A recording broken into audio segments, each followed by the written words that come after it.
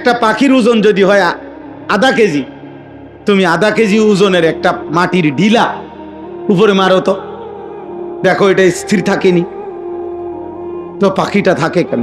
আমি রাখি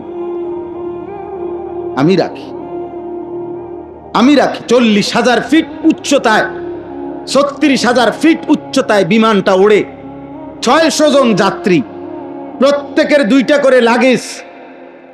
কি পরিমাণ ফুয়েল! 6,000 কিলোমিটার, 7,000 কিলোমিটার পথ যাবে সেটা শূন্যে। কত বেশি পরিমাণ তেল এটার ভিতরে আছে, কত কিছু যন্ত্রপাতি, ওজন, ভার। বিমানটার ওজন কত, তেলের ওজন কত, মালগুলার ওজন কত, মানুষটির ওজন কত। আয় করিম, এই বিশাল ওজনের এই বিমানটা 6,000 কিলোমিটার একসাথে উড়ে যাচ্ছে, মাঝখানে কোথাও ব্রেক দেয় না। আল্লাহ তাআলা বলে এটা আমি করি। আমি গত বছর হজ্জে, আমার বিবি আমার সাথে গেছে গত বছরের হজে, তো ও প্রথমবারের মতো আমার সাথে তখন গেছে।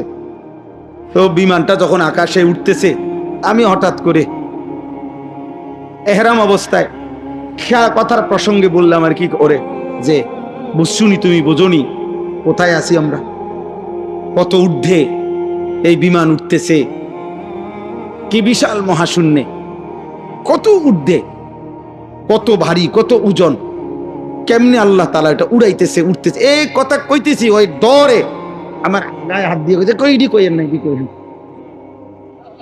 মহিলা মানুষ তো কাইপা উঠছে যে বাপরে, মানে কল্পনা করলো তো বিশাল ব্যাপার। আল্লাহ তাআলা বলেন, বান্দা এটা আমি করেছি। এমন মালিক, আমি 24 ঘন্টা তোমারে লালন পালন করি। সেই মালিকের একটা সেজদা দিতে মন চায় না।